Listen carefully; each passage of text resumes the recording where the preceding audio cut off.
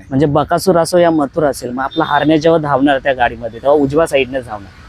हरण्या हा फक्त उजव्या साईडला आपण पळवतो, पळाला डाव्या साईडला पळतो, पण आपण कधी त्याची रिस्क घेतली नाही ना कोणती नाही.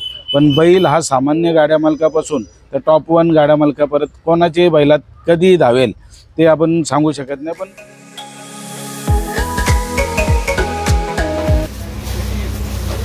सो मित्रांनो, मोठं मैदान असल्याने तयारी करायची असेल तर तयारी पटकन होत नाही. तयारीसाठी पाहू शकता किती सण सज्ज आहेत. लांबचा मैदान असला तर खूप सारा हातभार लागला जातो मित्रमंडळींचा. आणि सकाळपासून ही तयारी चालू आहे. हरण्या पण रेडी आहे आपला. सो दादांची मुलाखत थोड्याच वेळात घेऊया आपण.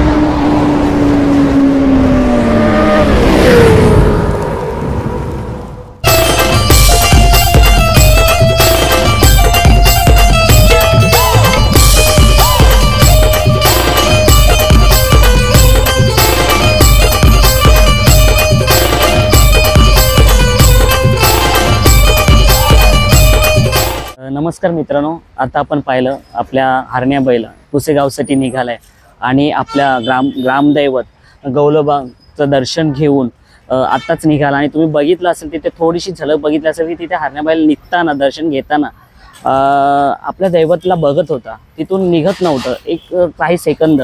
तर काय बोलू शकता जेव्हा दर्शन झाल्यानंतर आपला हरण्या तिथे थांबला होता?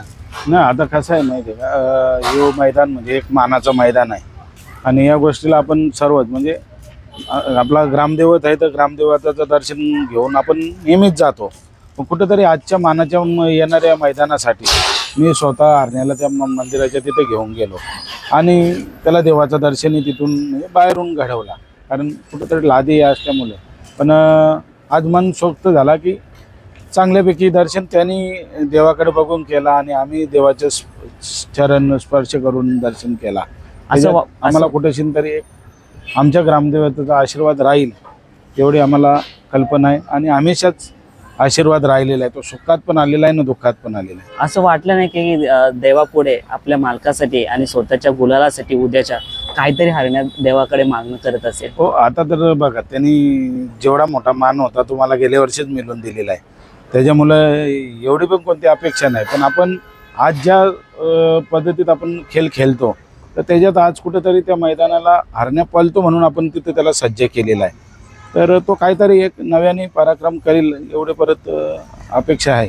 आणि दादा पुसेगावचा हिंद केसरी मैदान, पारंपरिक मैदान, आणि ह्या मैदानाचं ना तर्क कोणी लावत नाही की खूप मोठे नामांकित बैल आहेत की हाच नियोजनात येईल, हाच जिंकून येईल, हाच प्रथम, असं तर्क कोणीच बिलकुल बैलगाडा जेवढी मुलाखती लावत नाही. एकच म्हणणं असतं, शेवागिरी महाराजांचा हात ज्याच्या कपाली आशीर्वाद असेल त्याचा तो गुलालाचा प्रथम क्रमांकाचा मानकरी असेल. काय बोलत तुम्ही त्या मैदानाबद्दल? नाही बघा, शेवटला पैरा सर्वांचे एकमेकाचं टॉप 1 चांगलाच पैरा प्रत्येक जण शोधतो. आम्ही पण कुठेशी तरी आपला चांगलाच पैरा शोधला आणि आज आम्ही पलवण्याचा विचार केला. गाडी चांगल्यापैकी पळेल एवढा विश्वास आहे. बाकी आता राहिला शेवागिरीचा आशीर्वाद, आणि तो बघूया 27 तारखेला कोणाच्या कपाली लागतो. दादा हाच वर्ष होता जानेवारीमध्ये पुसेगावचा मैदान आपला हारण्या आणि घरनिकाचा राजाने विजय प्राप्त केला होता, आणि हा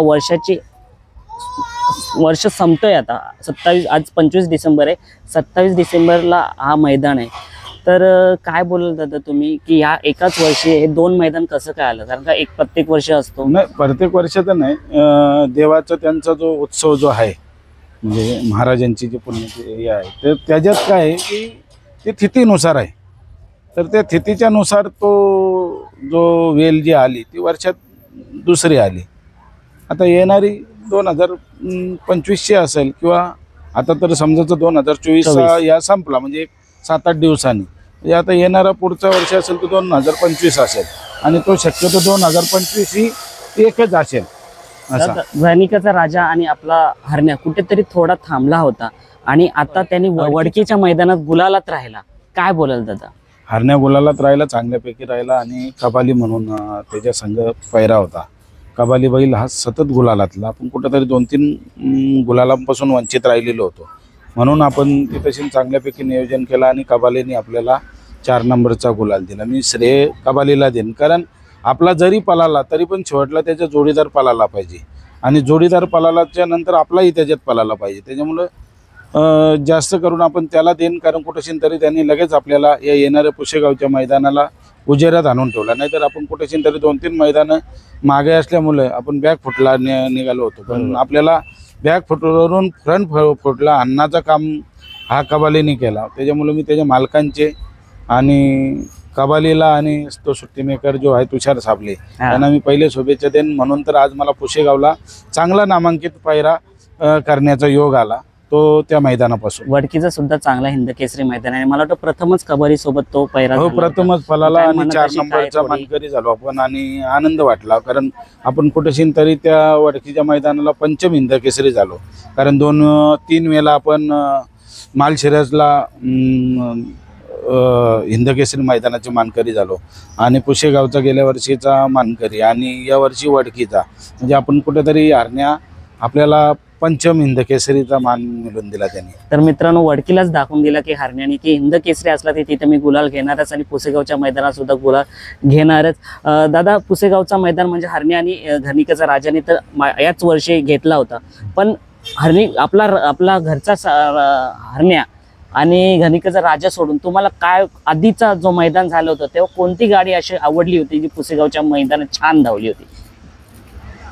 गाडी तर आपली पळाली होती चांगली पेट नाक्याला, पण शेवाले आबांचा बावऱ्या आणि हरण्या, कारण तुम्ही त्या ज्या व्हिडिओ बघाल तर त्यांनी काय अप्रतिम स्पीड लावला होता, आणि भरपूर. त्याच्यानंतर लखन आणि हरण्या यांनी ते बारामतीमध्ये तिथंशी अजितदादाच्या मैदानाला तिथंशी चांगल्यापैकी स्पीड लावला होता. म्हणजे अशा काही गाड्या पळाल्या ना, आणि घरनिकीचा राजा ही पण मायनीला चांगल्यापैकी पळाली. तोच नियोजन करून आपण पुसेगावचा 1 नंबरचा मानकरी ठरलो, आणि यावर्षी पण असंच आपण कुठेशी तरी एक चांगला विचार करून पायरा केलेला आहे, आणि आपण त्या प्रयत्नात 100% फायनलच्या राहू. दादा, नाव तर सांगू शकाल ना, पण एक तर्क लावतो की याआधी हरण्या त्याच्यासोबत धावला होता का? हो, 100% हरण्या धावलेला आहे, आणि हे करेन. कारण कसं आहे माहिती आहे का, नाव सांगायला आपल्याला काही या नाही. उद्या आपण आज आपण बैल घेऊन निघालो त्या बैलाच्या भरोशाने, आपण आज सर्व काही आपण त्यांना ओपन करू की आज माझा याच्या जोडीला, आणि उद्याचा शेवटला मैदान आहे परवाचा. उद्या त्या बैलाची काही अडचण येत असेल या कुठेशी तरी पैऱ्या वाचून कुठे तर रात्रीत सुद्धा आणि तासात सुद्धा पैरे लोकांचे फुटलेले आहेत. त्याच्यामुळं आपण कुठेशी तरी एक मोठ्या मैदानाला गुपिता पाळणं महत्त्वाची आहे, आणि ती गुपिता आपण पाळलेली आहे. ज्या वेळेस फक्त एक 24 घंटे क्रॉस झाले की तुम्हाला दोन्ही बैल मैदानात पळताना सज्ज होतील, आणि ती दिसून येतील का ही जोडी पुसेगाव हिंदकेसरी मैदानाला पळण्यासाठी. आणि दादा हे खरं आहे का वडकीच्या मैदानात मथुर आणि रायफल होतं त्याच्यासोबत आणि प्रथम क्रमांक पटकावला होता, तेव्हा विजय जेव्हा गाडी झाली तर तेव्हा तुम्ही गाडीवरती तिथे होता, चाललं होतं. तर मी सुद्धा चॅनल मार्फत आधी प्रश्न केला होता की मथुर आणि हारण्या एकत्र दिसेल का, तेव्हा तुम्ही एक प्रश्न केला होता की दोन्ही बैल उजव्या साईडनं पळणार, पण कुठेतरी आपण एक दुसऱ्या साईडनं गेलं तर आपण कुठेतरी तिथे कमी पडू, पण त्याच्यावरनं काय दर्शवलं जातं की एकत्र येतील हे गाडी एकत्र येतील. कारण मथुरची नंतर काही आपण बोलल्याच्या नंतर की दोन्ही एकच खांद्याची, पण कुठेशी तरी राहुल पाटलांनी त्याला डावीला पळवला आणि डावीला चांगल्यापैकी पळाला, तर मग कुठेशी तरी आपला खांदा आपल्याला जर भेटतो आणि मथुर जर डावीला हे केला तर आपण पहिले प्रेक्षकांची एक आवड म्हणून आपण त्याला कुठेशी तरी एखाद्या रेशेल बिशेल मारू शकतो आणि चांगल्यापैकी पळाली तर मग काय दोन्ही छोट्या मोठ्याचीच बैल आहेत, त्याच्यामुळे काही विषयच येणार नाही. कधी वाटेल तेव्हा पण ती पळू शकते. प्रेक्षकांची अजून एक आवड आहे बकासूर. हो, बकासूरचा मी तुम्हाला मागच्या वेळेला बोललो, शेवटला बैलाचं मालक एक नसतं, बैलाचे मालक दोन असतात. एक मालक बोलून काही होत नाही, दुसऱ्या मालकाची पण इच्छा लागते. तर दोघांची आमची इच्छा जर झाली तर ती होण्यासाठी लांब जाणार नाही. म्हणजे बकासूर असो या मथुर असेल, मग आपला हारण्या जेव्हा धावणार त्या गाडीमध्ये तेव्हा उजव्या साईडने धावणार. हारण्या हा फक्त उजव्या साईडला आपण पळवतो, पळाला डाव्या साईडला पळतो, पण आपण कधी त्याची रिस्क घेतली नाही ना कोणती नाही. पण बैल हा सामान्य गाड्या मालकापासून तर टॉप 1 गाड्या मालकापर्यंत कोणाच्याही बैलात कधी धावेल ते आपण सांगू शकत नाही. पण आपण जसं आपल्याला आमंत्रण असेल तसं आपण वेल काढून अभावी आपण बैल पळू शकतो. चला आता आपण दादाची जास्त वेळ घेत नाही, जाता आता शेवटचा प्रश्न करणार आहे, कारण का बैल निघालाय, दादांचे मित्र मंडळी सुद्धा तिथे वाट पाहतात आणि आपण थोडा 5 मिनिटासाठी दादांना बोलू. दादा जाता जाता पुसेगाव मैदानाबद्दल बोला ना. पुसेगाव मैदान तुम्हाला आता मगाशीच सांगितलं की हिंदकेसरी मैदान मानाचं मैदान वर्षातून एकदा, तर ती आपण जशी पंढरीच्या वारीला जशी आवर्जून त्या वारी करण्यासाठी आपण इच्छुक असो, काही पायी वारीवाले जे असे असतात तसे आपण या मैदानासाठी इच्छुक आहे. आणि आज त्या मैदानाला जाण्यासाठी आपली पोरं आणि आम्ही सर्वजण आवर्जून एक पंढरीची वारी म्हणूनच शिवागिरी महाराजांच्या दर्शनासाठी आणि बैलगाडी शर्यतीत भाग घेण्यासाठी निघालेलो आहे. दादा तुम्हाला शुभेच्छा आणि हारण्या आपल्या गुलालात राहील आणि जमलं तर प्रथम क्रमांक सुद्धा पटकावून येईल, कारण का शिवागिरी महाराजांचा ज्याच्या आशीर्वाद त्याला नक्की भेटेल. धन्यवाद. चला.